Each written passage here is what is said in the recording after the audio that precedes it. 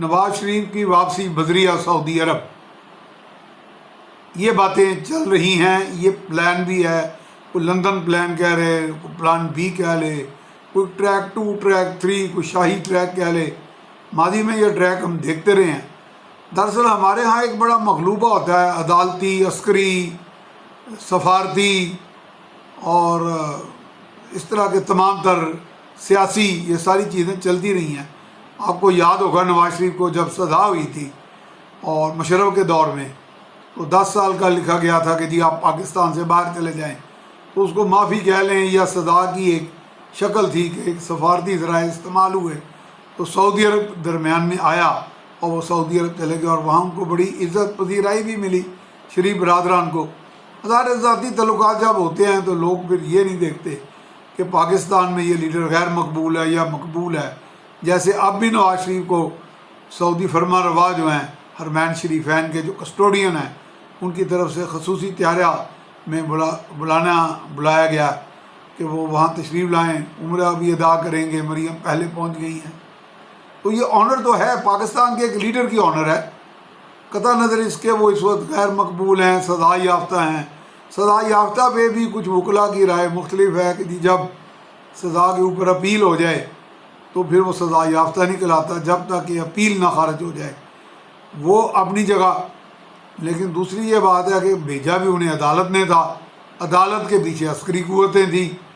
اور عسکری قوتوں کے پیچھے سفارتی قوتیں بھی تھیں۔ تو اس لیے میں کہہ رہا ہوں ہمارے ہاں جو ایک اسٹریٹجی چلتی ہے، عدالتی، سفارتی، عسکری، وہ دیگر، وہ سیاسی، وہ شریفانہ، وہ عمران خانہ، یہ سب کام چلتے رہتے ہیں۔ کوئی کسی کو کہیں سے سپورٹ مل جاتی ہے، اب عمران خان کو زلمے خلیل زاد سپورٹ کر رہے ہیں، جبکہ ہمیں اس دن میاں خورشید قصوری صاحب جو سابق وزیر خارجہ کہہ رہے تھے کہ وہ تو زیرو ہے زلمے خلیل زاد، وہ اس کی کوئی ویلیو نہیں ہے۔ لیکن اس وقت نواز شریف کا وہاں جانا آپٹکس کے لحاظ سے، دنیا میں دیکھیں آپٹکس بھی چلتی ہے، یہ دکھائی کواکب جو ہیں کچھ، دکھائی دیتے ہیں کچھ۔ تو یہ چیزیں دکھائی دینے کے علاوہ بھی ایسا ہوتا رہا ہے کہ سزا یافتہ لوگ باہر چلے جاتے ہیں، وہاں سے ڈپلومیٹیکلی۔ آپ یہ بات کر رہے ہیں، ماضی میں ابھی عطا بندیال صاحب کے بارے میں چونکہ لوگ ذکر کرتے ہیں، ان کے دور نزدیک سے رشتہ دار تھے، ظاہر ہے وہ عطا بندیال صاحب کا اس میں کوئی سرپرستی تھوڑی تھی یا وہ کنائونس یہ نہیں تھی، لیکن ان کے عزیزوں میں تھے، ان پہ وہ شبنم ڈکیتی یا غالباً کوئی ریپ بھی تھا شاید الزام، وہ کیس تھا۔ تو ان کے ساتھ ایک لڑکا کھچی تھا جس کا پورا نام میں بھول گیا ہوں، وہ میرے ساتھ پنڈی جیل میں تھا اور بڑا شرارتی تھا، شریر تھا، وہ اپنی پشت سے مجھے اپنے کوڑوں کے نشان بھی دکھاتا تھا اور فخر بھی کرتا تھا کہ ہم نے یہ کام کیا۔ بہرحال تو لیکن میں نے کہا کہ یار آپ بچے کیسے؟ سننے میں تو آیا تھا کہ ملٹری کورٹ نے آپ سب کو پھٹے لگانے کا، یعنی آپ کو سزائے موت کا حکم دیا تھا۔ تو کہنے لگا جی کہ ہمیں سفارتی ذرائع کے ذریعے، اور غالباً وہ کوئی، چونکہ اب بہت پرانی بات ہے، 30-40 سال سے زیادہ ٹائم ہو گیا، غالباً وہ کوئی عرب ریاست کی طرف سے، کوئی شہزادوں کی طرف سے تھا۔ تو یہ اس لیے سفارتی کام یہاں پہ سزاؤں کی معافی میں، سزاؤں میں تھوڑی کمی میں، تخفیف میں بہت کام آتے ہیں، پالیٹکس میں ان فائٹنگ کم کرنے میں۔ دیکھیں نا، سعودی عرب کا ایک اپنا اثر رسوخ ہے خطے میں۔ عمران خان بھلے بہت ریجڈ ہیں، بہت اسٹرانگ ہیڈڈ ہیں، ہیڈ اسٹرانگ ہیں، کسی کی بات نہیں مانتے، لیکن اگر سعودی عرب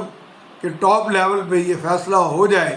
کہ جی پاکستان کو ہم IMF سے بھی ریلیف لے دیتے ہیں، ان کے تو کلاؤڈ ہے ہی ہے امریکہ میں، تو امریکن کنیکشن بھی اس میں آ جاتا ہے،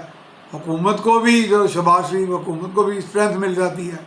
اور اس میں اگر عمران خان کو بھی وہ منا لیتے ہیں تو ایک اچھا پیکج بن جاتا ہے۔ چارٹر آف اکانومی کہہ لیں، چارٹر آف ڈیموکریسی کہہ لیں، چارٹر آف پیس کہہ لیں، چارٹر آف فائر فائٹنگ کہہ لیں۔ تو یہ اس لیے میں اس دورے کو نواز شریف کے اس نگاہ سے دیکھ رہا ہوں کہ جو ہمارے ہاں عدالتی، وہ عسکری، وہ سیاسی، وہ سفارتی اسٹریٹجی چلتی تھی، وہ میرا خیال ہے کوئی یہ پولیٹیکل ہوا ہے یا نہیں ہوا، یا جیسے بھی کچھ چیزیں چل رہی ہیں وہ اب تک انٹیکٹ ہے، وہ اسٹریٹجی ختم نہیں ہوئی۔